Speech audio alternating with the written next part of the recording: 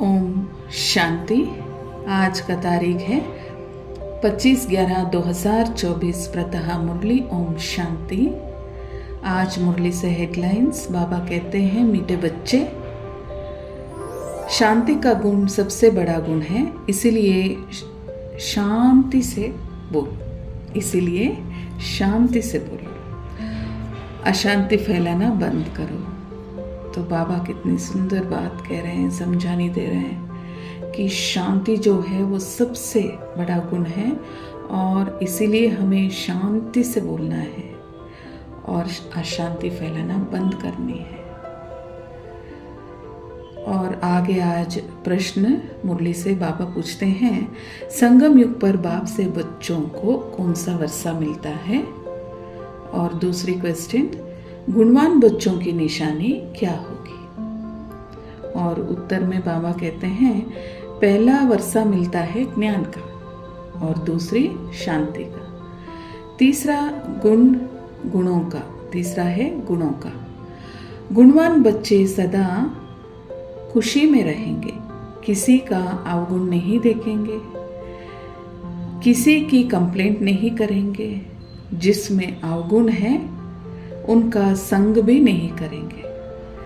कोई ने कुछ कहा तो सुना अनसुना कर अपनी मस्ती में रहेंगे। तो बाबा आज कह रहे हैं कि पहला वर्षा मिला है ज्ञान का,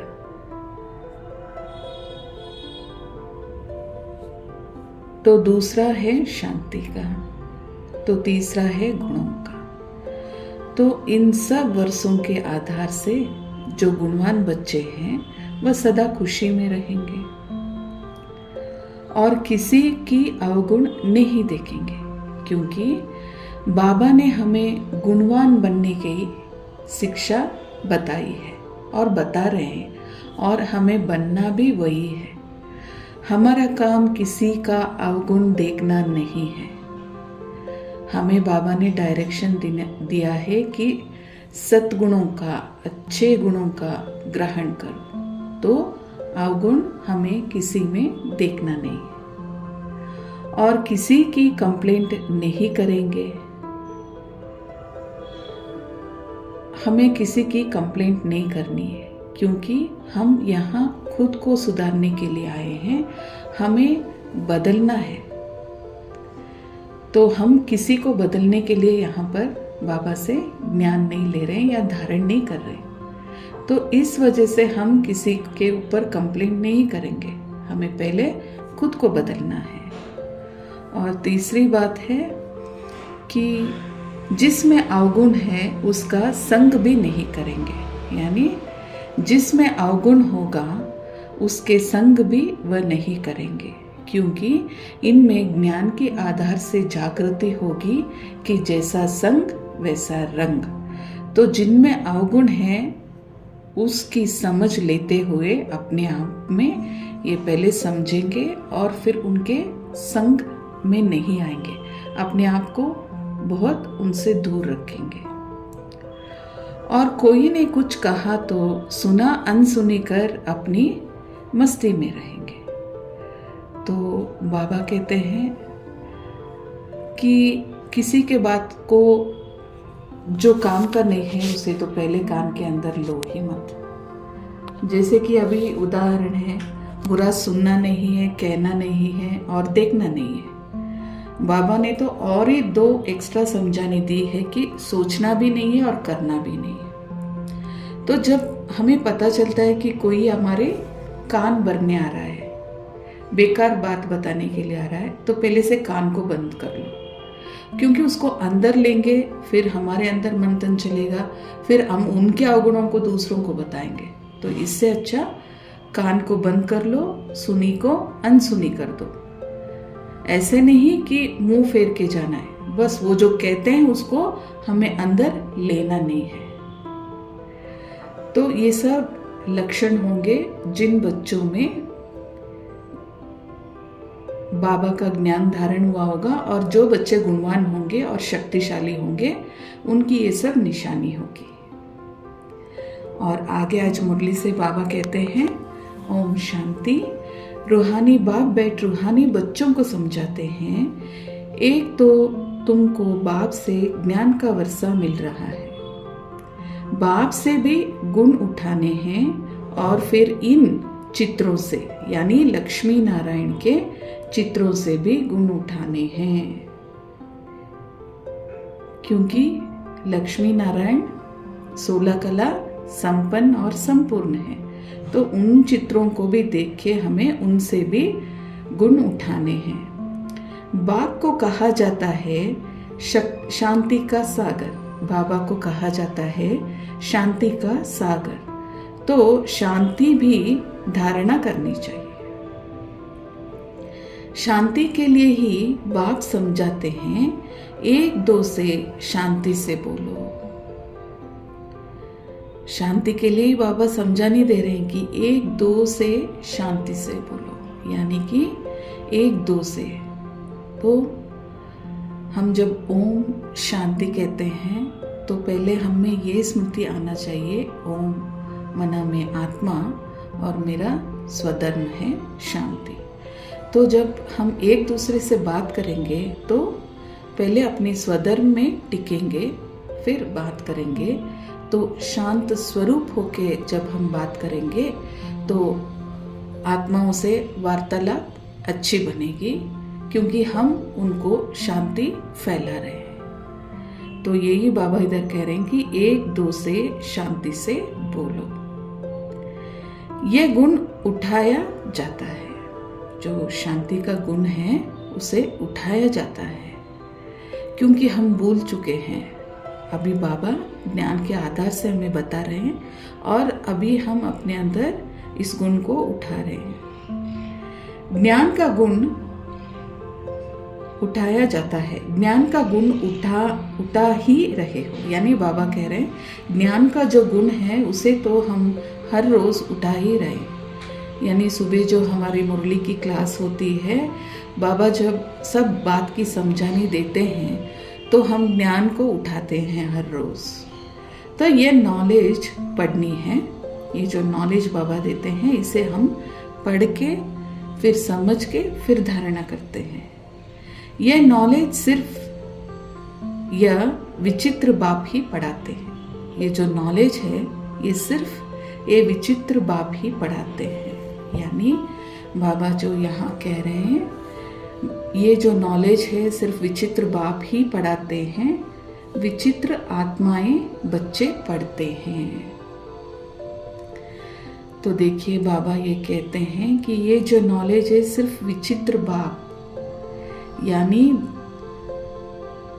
जिनका खुद का चित्र नहीं है। अब हम देवताओं को लेंगे तो उनका अपना चित्र है, लक्ष्मी नारायण का अपना चित्र बनाया हुआ है, फिर 33 करोड़ देवात्माओं का चित्र बना है, फिर जो धर्मात्माएं उनका भी चित्र बना हुआ है। लेकिन परमात्मा का चित्र अभी तक ना कोई बना है और ना कोई बना पाएगा, क्योंकि ये है विचित्र। आत्मा का तो कोई चित्र निकाल ना पाए, वो तो सूक्ष्म बिंदी है। तो इसीलिए बाबा कहते हैं ये विचित्र बाप ही पढ़ाते हैं, वह भी कब? संगम युग पर हमें ये पढ़ाई प्राप्त होती है। और विचित्र आत्माएं बच्चे पढ़ते हैं। और ये जो बाबा पढ़ाने आते हैं ये कोई देह का पढ़ाई नहीं है, धर्म का पढ़ाई नहीं है। जो धर्म स्थापक आए अपने अपने धर्मों को, ग्रंथों को लिख के गए, ऐसे नहीं। बाबा आते हैं हम रूहों को पढ़ाने के लिए। ये है आत्मिक विद्या। बाबा विचित्र बाबा, यानी जिनका चित्र नहीं है, आत्मा परमात्मा आके आत्मा को पढ़ाते हैं। तो कितनी खूबसूरत बात बाबा ने इधर सुनाई है कि विचित्र पढ़ाई है हमारा और विचित्र आत्मा पढ़ते हैं, परमात्मा के आत्माओं को पढ़ाते हैं। तो ये जो बात है ये नई है और इसकी खूबी भी यही है। तो बाप कहते हैं ये यहाँ की नई खूबी है। तो बाबा ने कई मुरलियों में बताया है कि 7 वंडर्स ऑफ वर्ल्ड। तो बाबा कहते हैं ये जो खूबी है ना पढ़ाई का, ये सिर्फ विचित्र बाप ही विचित्र बच्चों को जो पढ़ाते हैं, ये एक खूबी है। ये खूबी पूरा 5000 वर्ष में कभी आपने देखी नहीं होगी इस दुनिया में। ये सिर्फ संगम युग की खूबी है, और जिसको और कोई जानते ही नहीं। और ये जो खूबी है, इसको और कोई जानते भी नहीं। जो बाबा के बच्चे हैं सिर्फ वही जानते हैं कि बाप कैसे हैं, बच्चे कैसे हैं, और ये पढ़ाई कौन सी है और इसमें क्या खूबी है। तो कितनी खूबसूरती से बाबा यहाँ समझा रहे हैं। और आगे बाबा समझाने दे रहे हैं शांति के बारे में। तो शांति के लिए बाबा कहते हैं, शांति का गुण भी बहुत भारी है। शांति का गुण भी बहुत भारी है, परंतु शांति कैसे स्थापन होगी, शांति का अर्थ क्या है, ये भारतवासी बच्चे नहीं जानते। बाप भारतवासी बच्चों के लिए ही कहते हैं, बाबा भारतवासी बच्चों के लिए कहते हैं, बाप आते भी हैं भारत में। अभी तुम समझते हो बरोबर, अंदर में भी शांति जरूर होनी चाहिए। ऐसे नहीं कोई अशांत करे तो खुद को भी अशांत करना है, नहीं। अशांत होना यह भी अवगुण है। तो बाबा कहते हैं कि भारतवासी बच्चों को ही बाबा समझाने के लिए क्यों आते हैं, क्योंकि इन्होंने जो शांति की अनुभूति की थी भारतवासियों ने, तो उसे भूल चुके हैं। तो उन्हीं को याद दिलाने के लिए बाबा भारतवासी बच्चों को ही बताते हैं। तो सच्ची शांति का जो गुण है हमने ही धारण किया था, जो भारतवासियां हैं, यानी आदि सनातन देवी देवता धर्म के जितने भी आत्माएं हैं। तो बाबा फिर से वही ज्ञान, गुण और शक्ति, शांति भरने के लिए अभी फिर से आए हुए हैं। और कोई हमें अशांत कर दे तो ये भी अवगुण है। अभी आप शांति स्वरूप हैं, तो आपको अपने स्वधर्म में टिकना है। भले आपके सामने वाले कौन से भी कैसे भी बर्ताव कर सकते हैं, उनके बर्ताव इतना भी बुरा हो सकता है कि आपको गुस्सा करना ही पड़े। लेकिन बाबा कहते हैं, अगर वो आपको अशांत कर रहे हैं और आप उनकी अशांति की घेरे में आ गए, तो ये समझ लो कि आप में भी वह अवगुण है। तो शांति कितनी बड़ी चीज़ है, बाबा इधर समझाने दे रहे हैं। देखिए, अगर मैं शांत स्वरूप आत्मा हूँ तो मेरे आगे कोई भी परिस्थिति आ जावे, लेकिन मुझे हिला ना सके। मुझे अपनी स्वधर्म में ही टिकना है, मुझे अपनी गुणों में टिके रहना है। और आगे बाबा कह रहे हैं,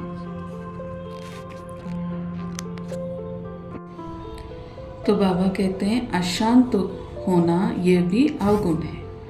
अवगुण को निकालना है, हर एक से गुण ग्राहक बनना है। अवगुण तरफ देखना भी नहीं चाहिए। बल आवाज सुनते करते हो तो भी खुद शांत रहना चाहिए, क्योंकि बाबा बाप दादा दोनों शांत रहते हैं ना। बाबा कहते हैं कोई भी अशांति फैलाए, जोर जोर से चिल्लाए, कुछ भी करे, लेकिन हमें खुद कैसे रहना है, शांत रहना है। तो बाबा इसलिए कहते हैं कि कोई आवाज सुनते हैं करते हैं तो भी खुद शांत रहना चाहिए, क्योंकि बाप और दादा दोनों ही शांत रहते थे ना।